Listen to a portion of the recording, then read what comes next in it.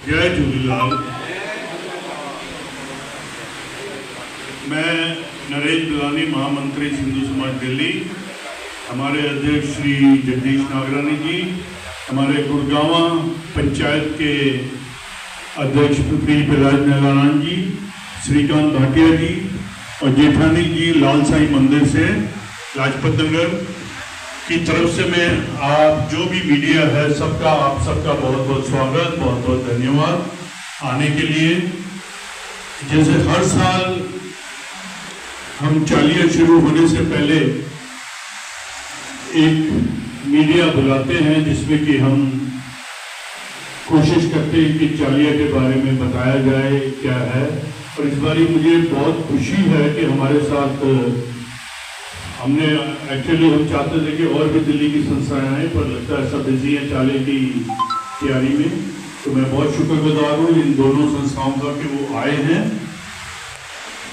तो हमारा जो मकसद है कि आज हम चाहते हैं मिलकर एक आगाज करना चाहते हैं कि जो ये चालिया है ये सारे दिल्ली में, सारे एनसीआर में, क्या सारे हिंदुस्तान में खूब धूमधाम से मनाया जाता है। कई मंदिरों संस्थाओं में रोज 40 दिन चलता है। कई संस्थाएं इतवार को या किसी और दिन 2-4 बार करती हैं, जैसे जैसे जिसकी श्रद्धा हो।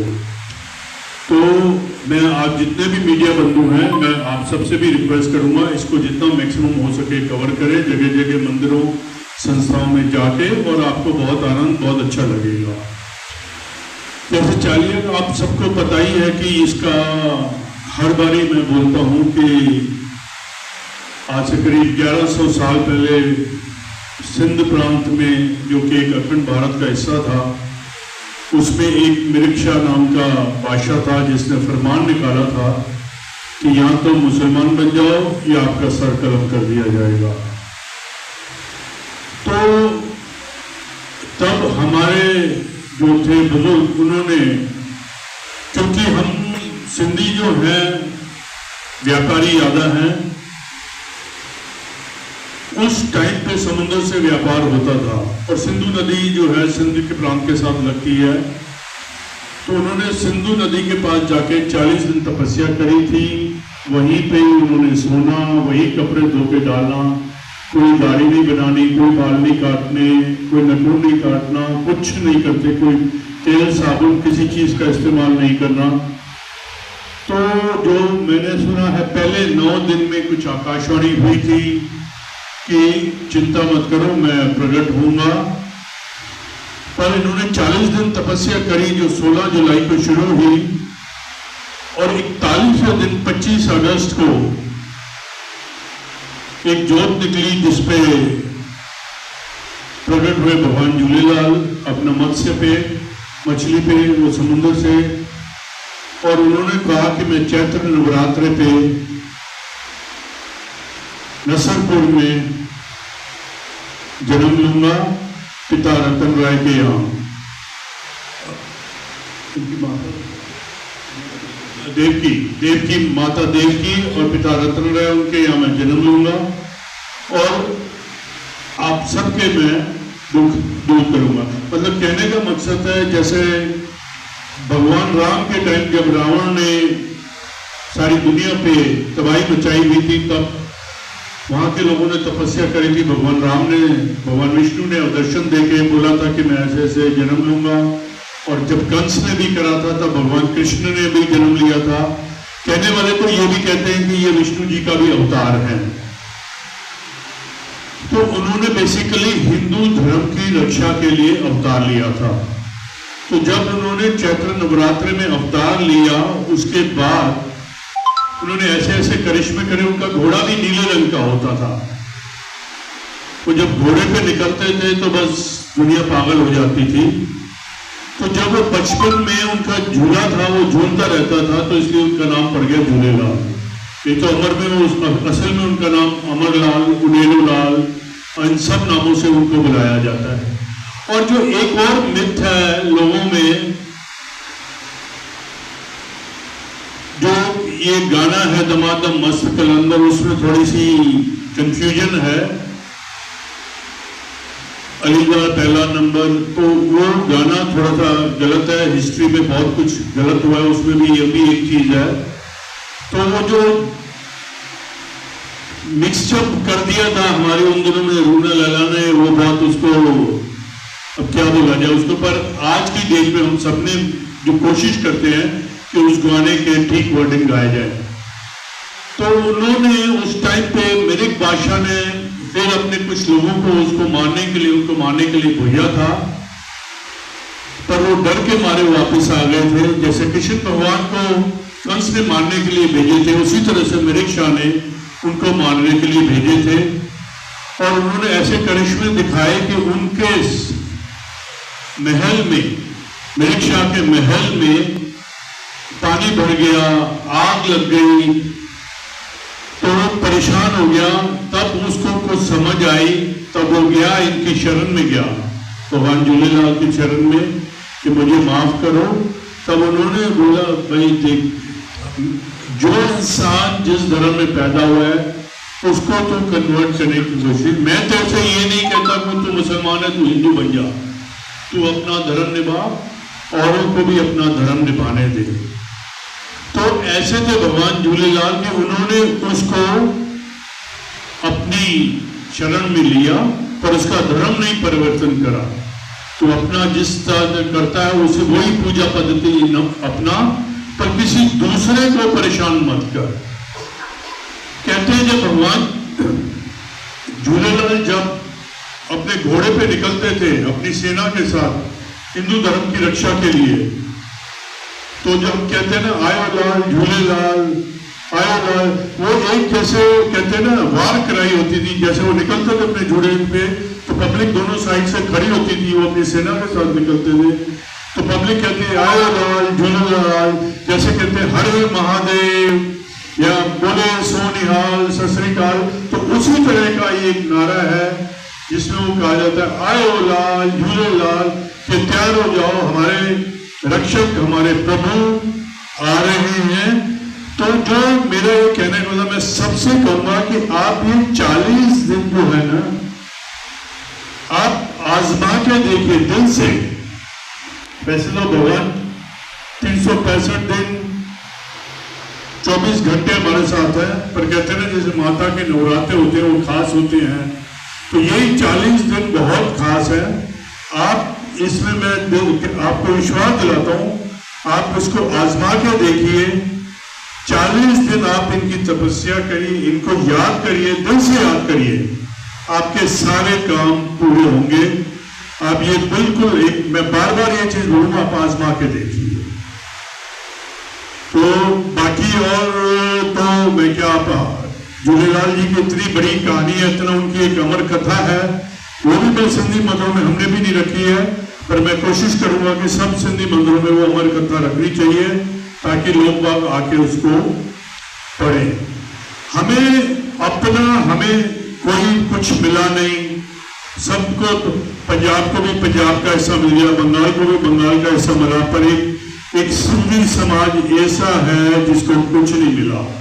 हम तो सारी दुनिया में बिखर गए, जैसे कहते हैं ना पानी में चीनी घुल मिल जाती है, तो हम तो उसमें घुल मिल गए।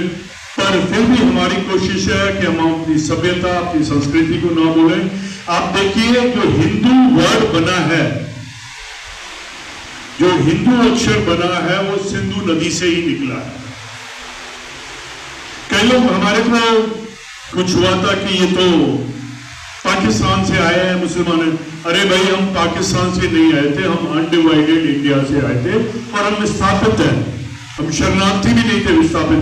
आज अगर कोई दिल्ली से बॉम्बे जाके शिफ्ट हो जाए तो हम उसको क्या कहेंगे? हम कहेंगे दिल्ली से बॉम्बे आया है, ये थोड़ी कहेंगे शरणार्थी है वो। आज हमारे कश्मीरी हिंदू भाई जो वहां से कश्मीर से पंडित हमारे जो आए, तो हम उनको विस्थापित ही बोलते हैं, क्योंकि वो तो मजबूरी में आए। तो जो इंसान मजबूरी में आता है, हम तो अपना धर्म बचाने के लिए कि हम भाई अपने हिंदू, हम अपने धर्म को नहीं छोड़ सकते, हम अपनी गर्दन कटवा सकते, हम अपना सब कुछ, हम वहां पे राजा थे। लिटरली जितने लोग आप देख रहे हो यहाँ पे, वो सब राजा थे वहां पे, जमीनें, खेती बाड़ी क्या नहीं था। वो तो कुछ कहते, कुछ कहानी तो ऐसे हैं कि जैसे एक बच्चे के सोने के बटन कुछ गुम हो गए, तो उसकी माँ ने मिठाइयां बांटी, पैसा इतना था कि चलो कुछ तो गुम करके आया, कुछ तो इसके लिए नया लेके आऊं मैं। तो ऐसी ऐसी चीजें हैं, पर हम लोगों को सब छोड़ के हम हिंदुस्तान आए, क्योंकि ये हमारा देश है, ये हमारा देश है, ये हिंदू। आज देखिए, आज हिंदू, सिख, जैन और बुद्धिस्ट के पास तो फिर भी है बुद्धिस्ट का। आज इन तीनों कम्युनिटीज के लिए क्या है? कुछ भी नहीं है हिंदुस्तान छोड़ के। तो हम भी सनातनी हैं। हमारे से बड़ा सनातनी शायद कोई नहीं होगा हिंदुस्तान में, पूरी दुनिया में हमसे बड़ा सनातनी कोई नहीं है।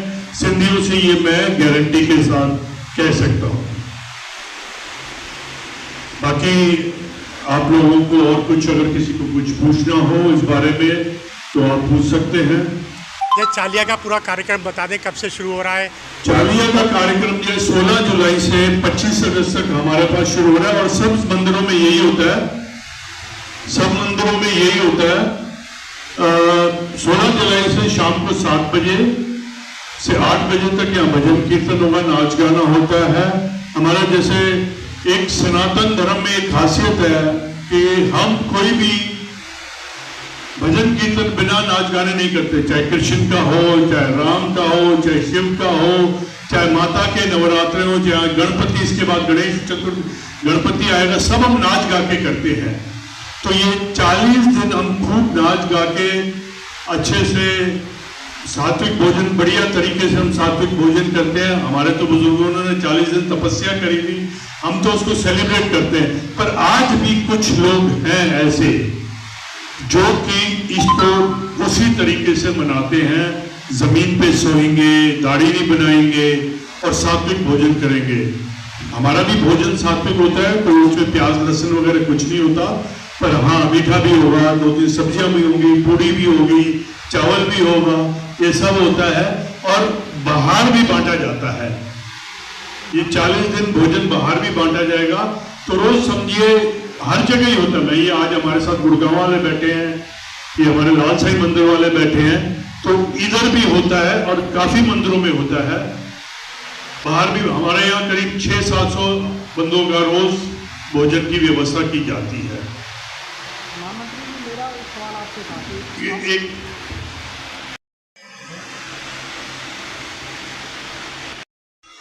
महामंत्री जी नमस्कार, मैं अशोक धवन हूँ, लोक सत्ता समाचार से। मेरा आपसे प्रश्न ये था कि जैसा आपने कहा कि आप लोग सिंध से आए हैं और हिंदुस्तान की अर्थव्यवस्था में जैसा कि सभी को पता है कि काफ़ी कुछ आप लोगों का योगदान रहा है।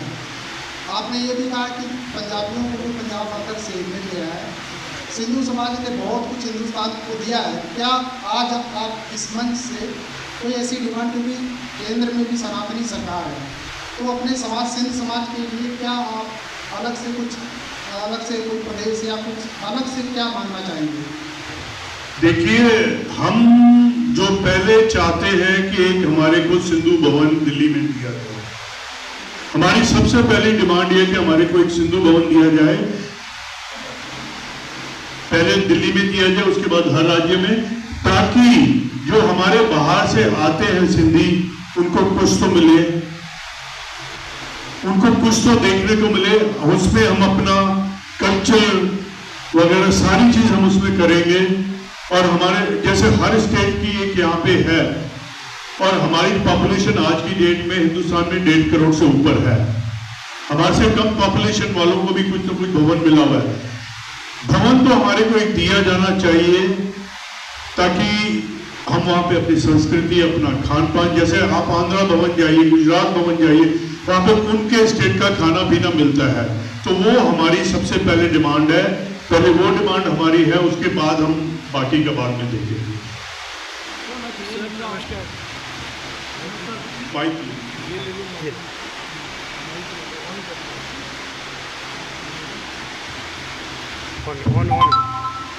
नमस्कार सर, ये आपका अभी पीछे आपकी दिल्ली में सिंधी समाज की एक प्रमुख संस्था है आपकी, और आपका भी सुनने में आया था कि 200 किलो चांदी आपने राम मंदिर में भेंट की थी, तो उसके बारे में आपका क्या कहना है कि चोरी हुई? ये कौन सी प्रमुख संस्था है? कौन सी प्रमुख संस्था है? सिंधी समाज की। सिंधी समाज, एक मिनट, सिंधी समाज तो ये भी हमने तो कुछ बोला ही नहीं है। नहीं, हमने कहा दिल्ली, हमारा क्वेश्चन है कि दिल्ली की सिंधी समाज की आपकी एक महत्वपूर्ण संस्था है, ठीक है, लेकिन आपने जो एक बात किया, जो 200 किलो आपने चांदी भेंट की थी राम मंदिर में, उसके बारे में जो अभी चांदी चोरी होने की जो बात चली है, उस पर देखिए, ये सिंधु समाज के बारे में कह रहे हैं। ये सिंधु सिंधी समाज ने कुछ नहीं करा था इसमें। ये सिंधी समाज ने नहीं दी थी डोनेशन, ये एक संस्था ने दी थी। तो उस संस्था से अब ये मीडिया ने जबरदस्ती सिंधी समाज चला दिया, उसका मतलब ही नहीं है। अब सिंधी समाज ने क्या करा, और एक हमने मतलब कि एक तो ये जो है ना चंदा चंदा चंदा चंदा, ये चंदा नहीं है जी। हम कौन होते हैं चंदा देने वाले? हमारी औकात है क्या चंदा देने की? कि इतने भी बैठे हम भगवान को चंदा देंगे? ये हमारी सेवा होती है। कोई तन से सेवा करता है, कोई मन से सेवा करता है, कोई धन से सेवा करता है। तो ये एक सेवा है। एक तो हमें चंदा वर्ड, डोनेशन या जो भी कह ले, उसको इस्तेमाल ही ना करें। हम तो ये सेवा है। आज यहाँ बैठा हम सेवा कर रहे हैं, तो हम किसी पे एहसान नहीं कर रहे हैं। और अगर किसी को दिक्कत है तो सिंधी समाज का नाम नहीं लेना चाहिए। सिंधी समाज का कुछ लेना देना नहीं है इसमें। ये एक इंडिविजुअल संस्था है, और वो संस्था भी अभी कुछ साल पहले बनी है। ये हमारे भाटिया जी भी उसके बारे में हमारे कुछ कहना चाहेंगे। मैं श्रीकांत भाटिया, वैसे तो पत्रकार हूँ सिंधी समाज की तरफ से।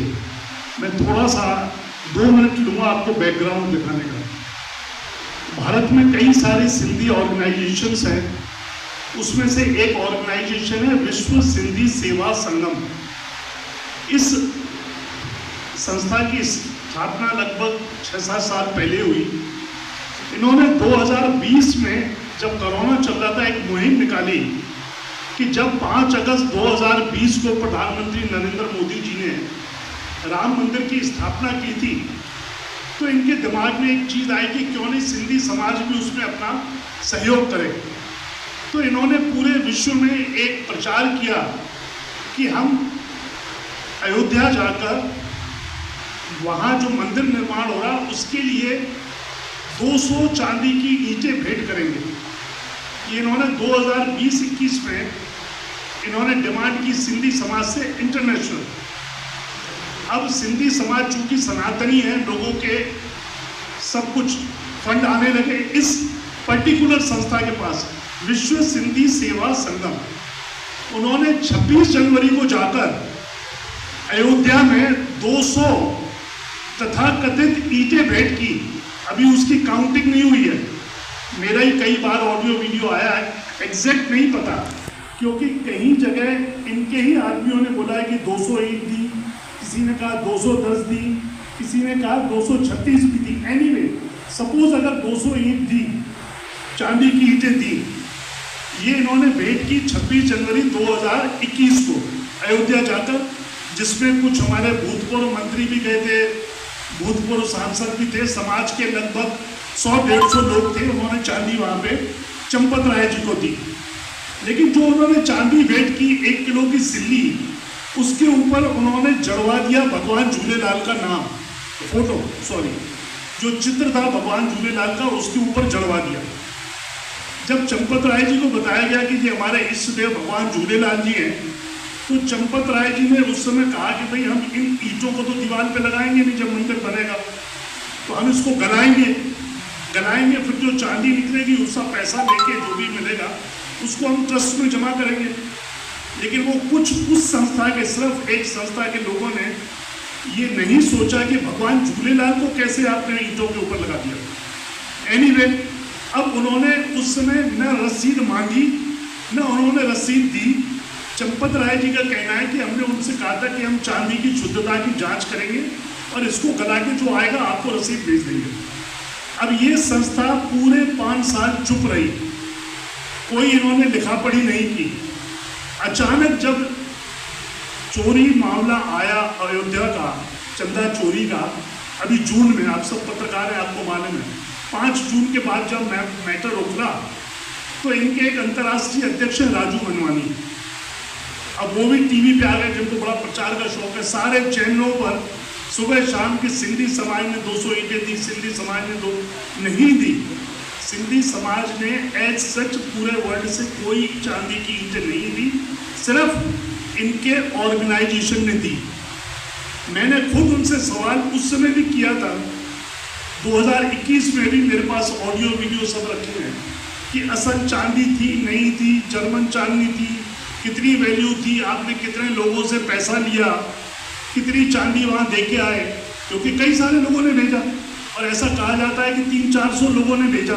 अब उसमें से 200 चांदी थी, बाकी पैसा कहाँ गया, किस चांदी वाले से आपने 200 किलो चांदी ली, उनका GST दिया गया कि नहीं दिया गया। फिर ये चांदी की ईंटें ये कहते हैं कि हमने बॉम्बे से ली, तो बॉम्बे से अयोध्या कैसे पहुंची, रास्ते में आपने चुंगी दी और किराया दिया। ये कहते हैं इंडिगो की फ्लाइट में ले गए, बड़े सेफ ले गए होंगे, लेकिन फ्लाइट में आप इतनी चांदी नहीं ले जा सकते, क्या आपने डिक्लेरेशन दिया, एनीवे वहाँ चांदी पहुँच गई। अब इन्होंने सारे चैनलों पर पूरे हिंदुस्तान में, पूरे विश्व में सिंधी समाज को बदनाम कर दिया कि सिंधी समाज ने आरोप लगाया, कतई नहीं। आज भी मेरे पास अभी अयोध्या के लोगों के, सिंधियों के मैसेज आए हैं, वीडियो भी आया है कि कोई सिंधी समाज ने नहीं दिया, ये सिर्फ पर्टिकुलर एक ऑर्गेनाइजेशन ने दिया था जो 5 साल चुप रहा। अब 26 जुलाई को इन्होंने एक ईमेल भेजा राम जन्मभूमि ट्रस्ट पे, अभी 26 जुलाई को, वो ईमेल की कॉपी मेरे पास है। उसमें उन्होंने कहा कि भाई हमने ऐसे ऐसे चांदी दी थी, सारे टीवी चैनलों पे आ रहा था, तो ट्रस्ट ने इनसे कहा कि हाँ आपकी चांदी आई है और सब चांदी जो हमारे पास आई है उस सब को हमने गलाकर 20-20 किलो की छड़ें बनाकर और सुरक्षित स्टेट बैंक ऑफ इंडिया में जमा कर दिया। आपको ये पावती दे रहे हैं, एक्नॉलेजमेंट दे रहे हैं कि चांदी जैसी, उसमें एक वर्ड है सर, मैं आपको लेटर दिखा सकता हूँ, चांदी जैसी धातु आपने दी थी, ये नहीं कहा है कि प्योर चांदी दी थी, चांदी जैसी। एनीवे उन्होंने उनको लेटर लिखा, 1 जुलाई को इनको लेटर मिला, जो हमारे राजू मनवानी, सिर्फ BSS नॉट सिंधी समाज, उन्होंने उसका जवाब अभी 10 जुलाई को दिया है, 3 दिन पहले, 4 दिन पहले, कि हाँ हमने 200 लोगों के पैसे देकर ये चांदी इस तरह दी थी। एक राम जन्मभूमि ट्रस्ट ने एक और बात उसमें कहा कि जिन 200 लोगों ने आपको चांदी के लिए पैसे दिए हैं, उनके नाम, पते, उनके मोबाइल नंबर, उनके पैन कार्ड हमको दीजिए, हम उनको व्यक्तिगत रूप से धन्यवाद देंगे कि आपने चांदी की ईंट दी और राम जन्मभूमि ट्रस्ट में चांदी रखी है। अब हमारा सारा सिंधी समाज का विरोध ये है कि उस पर्टिकुलर आदमी ने पूरे सिंधी समाज को बदनाम कर दिया, सिंधी समाज के नाम से उन्होंने बोला, जबकि ये सरासर गलत है। हम लोग चंदा देते हैं, कोई भी चीज़ देते हैं, कभी रसीद नहीं मांगते, सबकी अपनी इच्छा होती है। फिर आप 5 साल क्यों चुप थे? जब अपोजिशन ने डिमांड की, भाजपा ने, सपा ने डिमांड की, आम आदमी ने की, कांग्रेस ने की, चंदा चोरी हो गया, फिर आप कूद पड़े, तो आप भी क्या अपोजिशन से नहीं गए? जो अपोजिशन बात कर रही है, ये सरकार द्वारा बनाया गया ट्रस्ट है, आप सबको मालूम है, सुप्रीम कोर्ट ऑर्डर से भारत सरकार ने बनाया है। जो भी इनके कार्यगुजार है, SIT देख रही है। आपको अगर आपत्ति थी तो आप SIT को लेटर लिखते, SIT से बात करते, भाई हमने भी चांदी की ईंटें दी हैं, सो कॉल्ड, रसीद नहीं मिली। आप पूरे मीडिया में जाकर अपनी पर्सनल प्रसिद्धि प्राप्त करने के लिए आपने ये घृणित कार्य किया, जिसका सिंधी समाज विरोध करता है और हमारा सिंधु समाज भी विरोध करता है कि हमारा कोई नहीं था, एक पर्टिकुलर ऑर्गेनाइजेशन। अब उस ऑर्गेनाइजेशन से जवाब मांगा गया है कि 200 लोगों के नाम दीजिए, सब दीजिए। अब देखें, वो कह रहे हैं कि हमने नाम भेज दिए उनको, मैंने ही कहा है सोशल मीडिया पे, जो 200 लोगों के नाम आपने भेजे हैं उसकी लिस्ट हमें दे दीजिए। विवाद इस बात का है हमारे सिंधी समाज के लोगों में कि ईंटें ज़्यादा लोगों ने दिए, पैसे कम दिए। अब वो संस्था प्रूव करेगी अपना, लेकिन मैं स्पष्ट करूँ ये इस मंच से भी स्पष्ट, सिंधी समाज में एज सच कोई ईंटें नहीं देती। ये सिर्फ एक ऑर्गेनाइजेशन का काम था, उसी ने पूरा हो हल्ला मचा दिया और सिंधी समाज को बदनाम कर दिया। अब हमने डिमांड की है कि आप राम मंदिर में जाकर, अयोध्या जाकर भगवान से क्षमा याचना करिए कि आपने गलत आरोप लगाए। दूसरी हमने डिमांड की है झूलेलाल जी से माफ़ी मांगिए कि आपने झूलेलाल का चित्र उस ईंट पे लगा दिया, और पूरे सिंधी समाज से ओपनली माफ़ी मांगिए कि आपने सिंधी समाज को इस प्रकरण में क्यों घसीटा। हमारे कई और भी सिंधी लोगों ने इससे भी बड़ा दान दिया, लेकिन उन्होंने कभी ऐसी बात नहीं की, न कभी अपने नाम किया। तो ये पूरी स्थिति मैंने आपको पूरे इस प्रकरण की स्थिति स्पष्ट कर दी है।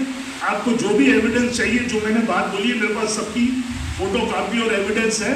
जो ट्रस्ट ने लेटर लिखा, जो इस BSS वाले ने जवाब दिया, उसकी कॉपी मेरे पास है। मैं एक चीज बोलूंगा कि सिंधी समाज ऑल ओवर वर्ल्ड इसमें कुछ लेना देना नहीं। ये बात मीडिया क्लियरली समझ ले कि एक संस्था का मैटर है, और मुझे और हमें एक विश्वास है मोदी जी पे और योगी जी पे कि जिसने भी ये राम मंदिर में जो भी हेराफेरी करी है, उसके गरेबान में हाथ डाल के सारा कुछ वापस निकाला जाएगा। ये एक हमें दिल से विश्वास है। हमारे छाबड़िया जी भी आए हुए हैं, ये भी हमारे एक सिंधी पत्रकार है, ये भी शायद कुछ बोलना चाहते हैं इसी बारे में। जय श्री झूलेलाल। मुझे गर्व है राम जन्मभूमि मंदिर के आंदोलन की मैं बात कर रहा हूँ, और अब तक मैं विश्व हिंदू परिषद से, राम मंदिर के प्रबंधक कमेटी से, विश्व हिंदू परिषद से जुड़ा हुआ हूँ, तन से, मन से, धन से। मतलब जब कांग्रेस का समय था और मैं कांग्रेस ही था, राम मंदिर की बात आई, उस समय ना एक ईंट की मांग की गई थी, तब से जुड़ा हुआ। हमने आंदोलन किए, हमने बड़ी मेहनत की है, हमने नहीं की, हमारे पूर्वजों ने 500 वर्षों के संघर्ष, लाखों लोगों की आहुति, अपनी जिसे कहते हैं ना आहुति के बाद ये राम मंदिर का निर्माण हुआ। ऐसा नहीं हुआ, और कहीं कोई तनाव नहीं, कोई कुछ नहीं। बड़ा यज्ञ होता है जहां वहां राक्षस आते हैं, अपप्रचार करते हैं। हमें छोटी बातों को इग्नोर करना चाहिए। एक दान में और चढ़ाने में फर्क है। दान तो प्रभु को समर्पित किया जाता है, चढ़ाने की चोरी का बड़ा छोटा मामला है, छोटा भी है और माने तो बड़ा भी है। उसमें सरकार, योगी सरकार जांच कर रही है, किसी को भी बख्शा नहीं जाएगा, किसी को भी, चाहे कोई भी हो।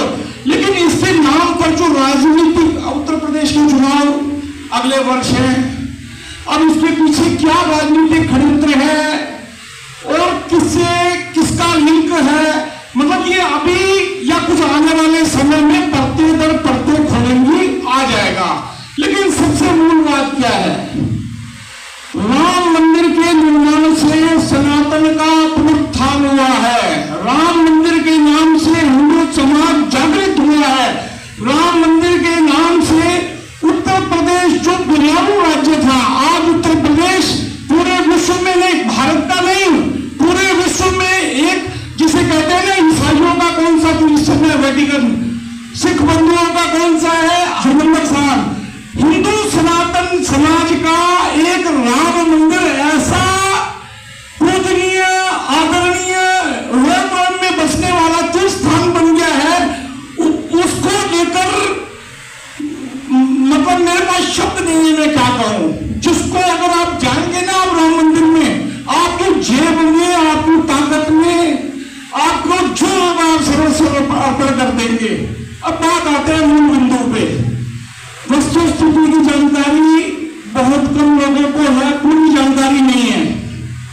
आधी अधूरी जानकारियों के आधार पर व्यक्तिगत प्रचार के लिए हमारे सिंधी समाज के भी कुछ बंधुओं ने, जिनमें हमारे विश्व सिंधी सेवा संगठन, उस संस्था से भी मैं और सब जुड़े हुए हैं, कोई जुड़े हुए थे, है नहीं।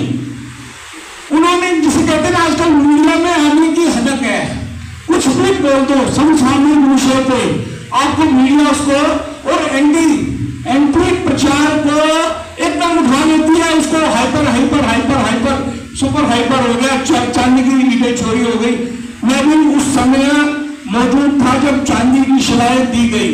मैं व्यक्तिगत रूप से कई सज्जनों को जानता हूं जिन्होंने चांदी की शिलाएं दी। चांदी कोई ऐसी आइटम नहीं है कि कोई उठा कर ले जाएगा। पूरे मानकों का, पूरे सुरक्षा प्रबंधों के बीच में सरकार से इजाजत लेके, इंडिगो प्रशासन, इंडिगो एयरलाइन से इजाजत लेकर पूरी प्रक्रिया का पालन हुआ है। गलती तो नहीं है, रसीद की कमी है, लेकिन रसीद राम प्रबंधन से मांगने की बजाय हमारे राजीव अनवानी जी ने मांगी मीडिया के जरिए, दबाव जमाने की कोशिश और व्यक्तिगत पब्लिसिटी में मानता हूं इसको। अब ट्रस्ट की तरफ से स्वामी कैशियर, स्वामी गोविंदानंद गिरी जी का पत्र मेरे पास आ गया था मीडिया में आने से पहले ही। मैंने अपनी तरफ से जितनी यथाशक्ति प्रचार भी किया उसका, और लोगों तक एक संदेश पहुंच गया कि चांदी की शिलाएं सुरक्षित है। राजीव अनवानी जी ने भी खंडन करके संतुष्टि का पत्र मीडिया में जारी कर दिया है। मुझे लगता है इस मामले को बंद करके हमें प्रभु श्री राम में और सनातन में और अपने राष्ट्र के गौरव, राम खाली हिंदू सनातन के प्रतीक नहीं है, वो हमारे आराध्य देव है हिंदू समाज के, लेकिन पूरे भारत के जिसे कहते हैं शिखा पुरुष है। तो उसमें हमें लेकर जो तनाव पैदा करने की स्थिति चुनावों में चलते, मुझे लग रहा है कहीं ना कहीं अच्छी और गंदी राजनीति का खेल हो रहा है। इस सब से हमें बचना चाहिए। आप समझते हैं हिंदू संतान से शासन में, प्रशासन में किसी भी तंत्र को, किसी भी दोषी को बख्शा नहीं जाएगा। अनर्गल प्रचार से हमें बचना चाहिए। कम से कम व्यक्तिगत प्रचार के लिए प्रभु श्री राम के लिए निर्मित मंदिर पर या उसके चढ़ावे पर या उसके सिस्टम पर, सिस्टम बन रहा है, कॉर्पोरेट कल्चर की तरह एक सीईओ की नियुक्ति होने जा रही है। भारत सरकार ने मतलब किया है। मुझे आशा ही नहीं, पूर्ण विश्वास है कि इस दिशा में सरकार पूरी जागरूकता से काम करेगी और सनातन की एकता, अखंडता, सनातन के साथ साथ पूरे भारत की एकता और अखंडता को अक्षुण्ण बनाए रखने के लिए, ये पूरे विश्व की न्यूज है, खाली भारत की न्यूज नहीं है। अच्छा, उनको अब इसके पीछे कौन सी भारत विरोधी शक्तियां भी अगर जागरूक हो गई है, हमें नहीं पता। आप समझो, दुनिया में जो दिखता है, जो अखबारों में आता है, जो टीवी में देखते हैं, वो समाचार नहीं होता। समाचार के पीछे कुछ क्या शक्तियां का आजकल नेगेटिव वार चल रहा है। ईमानदारी से बताऊं, हिंदुओं की शक्ति को, क्षमता को तोड़ने के लिए कोई बड़ी बात नहीं है किसी विदेशी शक्तियों का और सनातन विरोधी शक्तियों का हाथ हो। इस पे हमें संयम से काम लेना चाहिए और हमें सरकार पर विश्वास करते हुए सारे प्रकार पर निगाह रखनी चाहिए। धन्यवाद। ये शायद प्रभु श्री राम की लीला है कि जो प्रभु राम का नाम नहीं लेते थे या उनका नाम लेने से उनको जरा तकलीफ होती थी, आज वो सभी उनका नाम लेना शुरू हो गए हैं। तो इसी बात पे हम कहेंगे जय श्री राम। प्रांगण में बैठा हूं, इस प्रांगण के आदरणीय नरेश बेलानी जी, जगदीश नागरानी जी ने यहाँ उस समय मंदिर की बात नहीं थी, मंदिर वही बनाएंगे का शंखनाद इसी प्रांगण से हुआ था। विश्व हिंदू परिषद के दादा मनोहर कन्या जी अध्यक्ष समय, मतलब हमने सनातन रामशिला लाए थे तैरने वाली, मतलब सनातन से जुड़े हुए, मेरे पास शब्द नहीं है, कहानी शब्द बहुत ज्यादा है, शब्दों की सीमा है, समय की मर्यादा है। हमने काम किया है इसके लिए। ऐसी बहुत सुंदर समाज का मैं हृदय से धन्यवाद देता हूँ। मैं आप भी तारीख को छोड़ा नहीं है, 22 जनवरी हर वर्ष यहाँ पे राम जन्मभूमि के ऊपर जो मंदिर बना है, उस मंदिर की वो वर्षगांठ मना रहे हैं। धन्यवाद।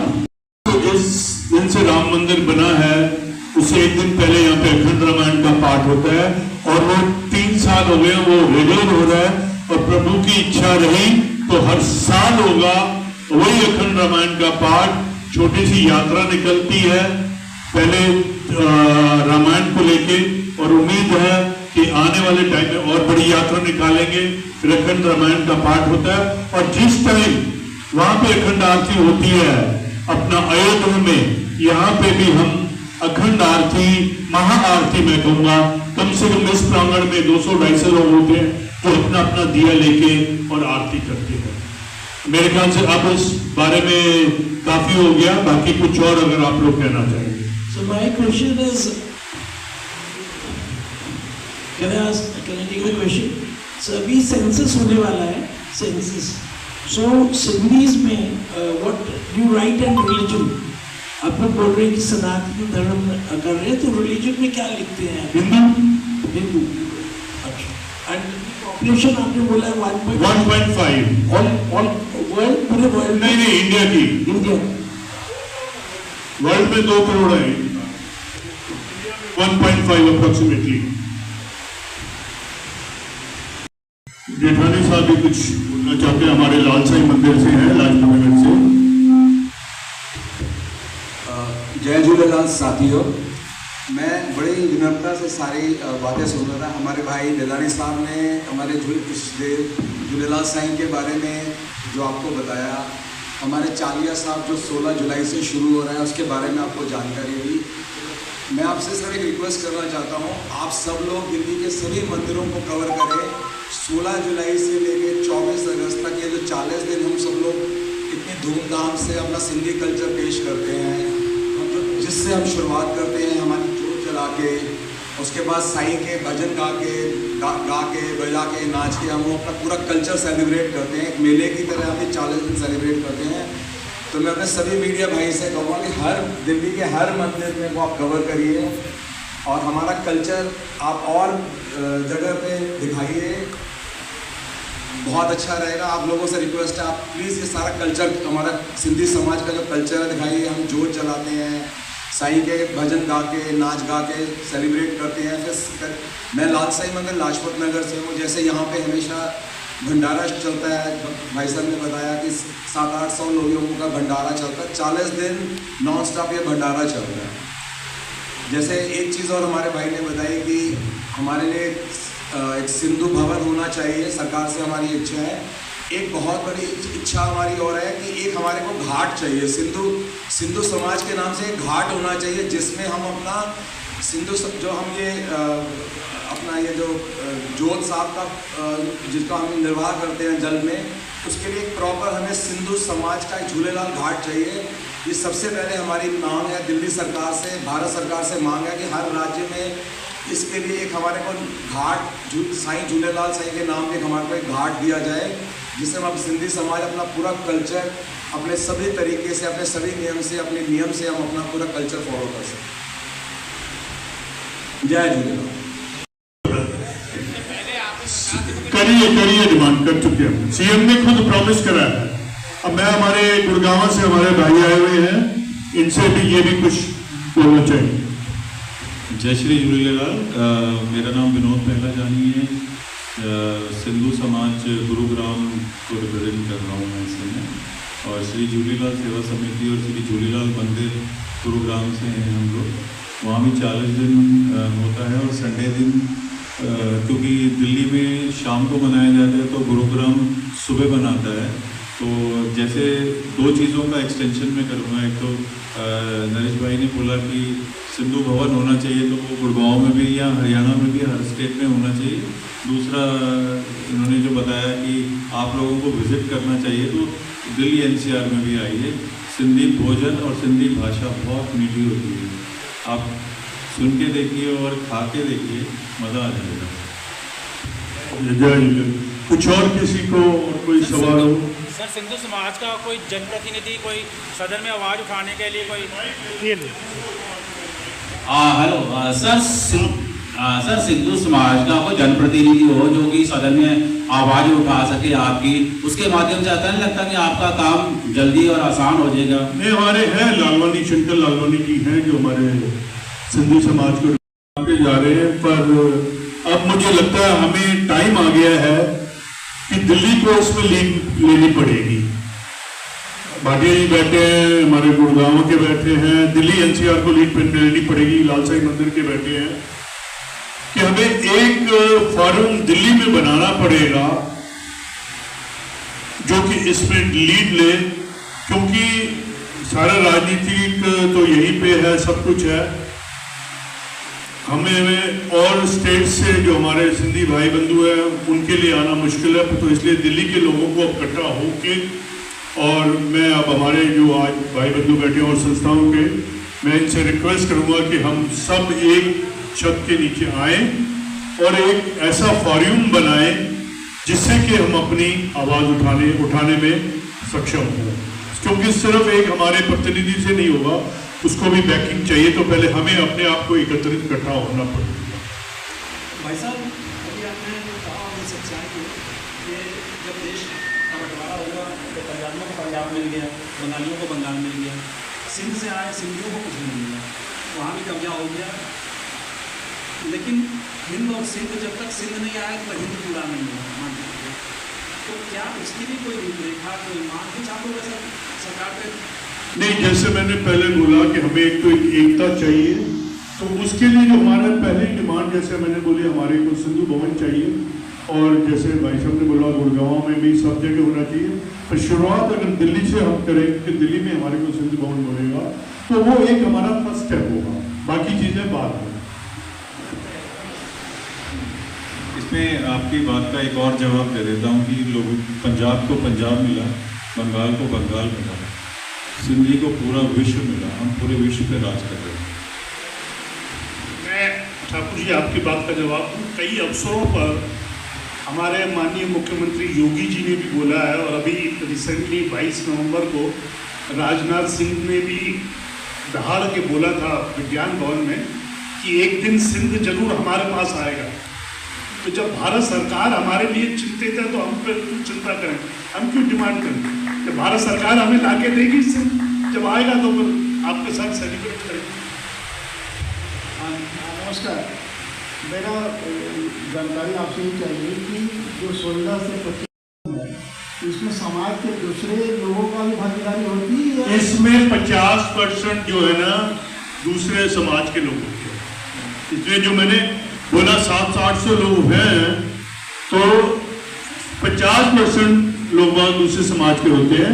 और आपको बता दूं, इस बार हमने जो हमारे रोज नए नए कलाकार आते हैं जो भजन कीर्तन करने वाले, इस बार एक को हमने इस्कॉन से भी बुलाए हुए हैं, और एक हमारे हैं जो हमारा एक यहाँ पे गुरुद्वारा है जिसको हम सिंधी टिकाणा कहते हैं, तो वहाँ पे एक हमारे सिख फैमिली है, सरबजीत कौर, वो बहुत अच्छा भजन करती हैं और वो कृष्ण भगवान पे बहुत अच्छा गाती हैं, बहुत मतलब धूम लगाती हैं।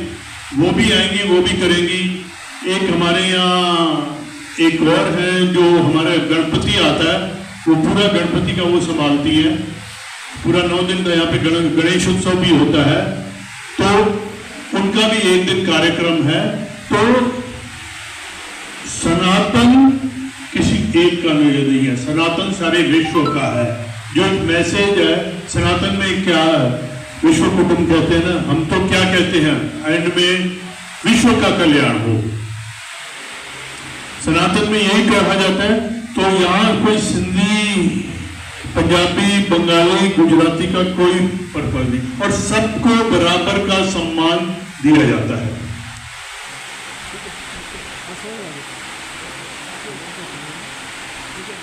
बड़े हर्ष से सबको जानकारी देना चाहूंगा, सिंधु समाज के इष्टदेव भगवान श्री झूलेलाल जी, जिसके पूरे विश्व में सिंधी सनातनी तो पूजा अर्चना, उपासना, आराधना 40 दिन नहीं, हर महीने की चांद रात को, शुक्रवार को, जिसे ठाकुर का दिन कहते हैं, और पूरे जिसे कहते हैं ना, मतलब प्राण वायु है हमारी सिंधी समाज की।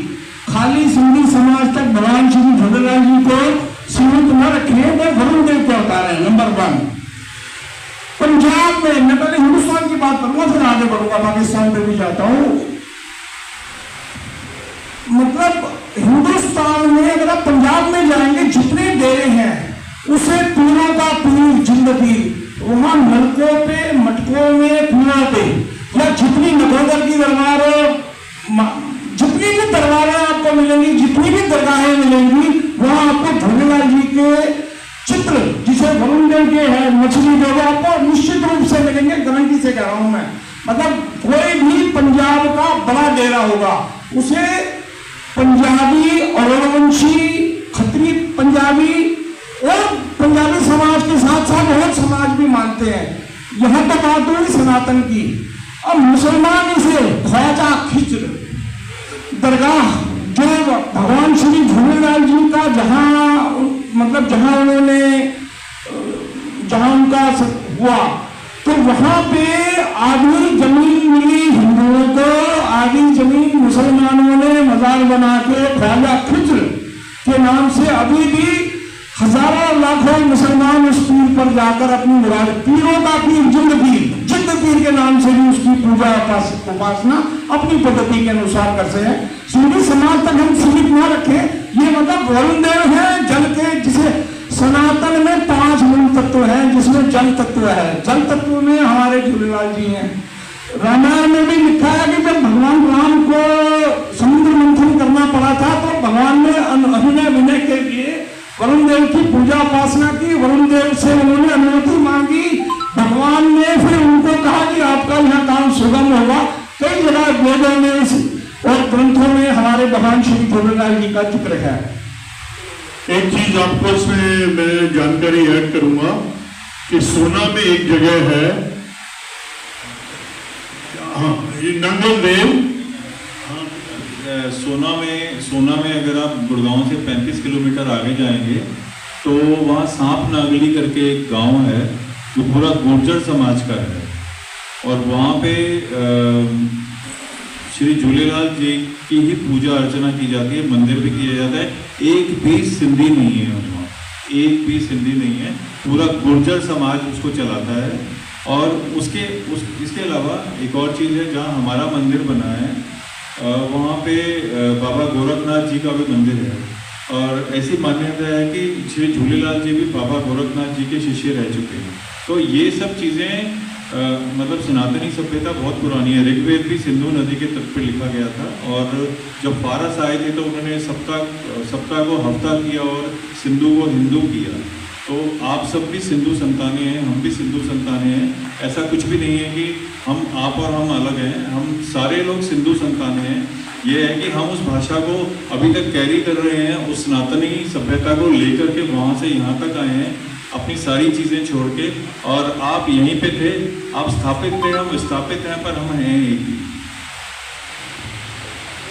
आपको वहाँ पे जो है, जिस स्थान का नाम वहाँ मैं गया हुआ हूँ, तो उन्होंने वहाँ पे लिखा है कि भगवान झूलेलाल ने यहाँ पे आके तपस्या करी थी उस जगह पे जहाँ मंदिर बना हुआ है। तो मतलब ऐसी बहुत सी जगह जो शायद हमें भी ना पता, हमें भी धीरे धीरे आज की पता चले। हम लोग तो अवेयर ही नहीं थे। मैं अपनी बात करता हूँ, आज से 12-13 साल पहले मुझे कुछ पता ही नहीं था। जब से मैंने 12-13-14 साल से इस संस्था में आना शुरू करा, हमारे एक प्रेसिडेंट बैठे हैं मनोहर कर्रा जी, इनकी मेहरबानी है, ये मुझे यहाँ लेके आए। तो तब जाके मुझे थोड़ी बहुत, जो मेरे पास जानकारी है, मैं कहता हूँ मेरे पास 5% भी जानकारी नहीं होगी। तो ये तो रोज हमारी जानकारी बढ़ती है। और किसी और ने और कुछ पूछना हो तो बड़ी खुशखबरी दे रहा हूँ मैं आपको। करनाल में 2.5 एकड़ जगह, रोड पे नहीं, मुख्य राष्ट्रीय राजमार्ग पे नहीं, थोड़ी सी अंदर, सिंधी समाज ने नहीं, गैर सिंधी समाज ने ली है। उसमें सेवा में मुझे भी जोड़ा है। और श्री झूलेलाल आश्रम बनाने का हमारा है। मंदिर का जो है वो थोड़ा स्पेस रहेगा, एक आश्रम बनाने की हमारी योजना है प्रमुखता परमात्मा से। और सिंधी नहीं है, सिंधी नहीं, वो गुरु जी झूलेलाल जी से जुड़ा हुआ अपने को बताते हैं। अखंड ज्योत उनके परिवार में जनकपुरी में अब भी जल रही है, अखंड ज्योत। और उनके साथ में सापना और कई जगह करनाल, मतलब 10 जगह में जा चुका हूं मैं। तो बड़े खुश, मतलब ये खाली सिंधी समाज तक सीमित ना करें इसको। बहुत बहुत धन्यवाद आपका वीडियो। अब चाय सब चाय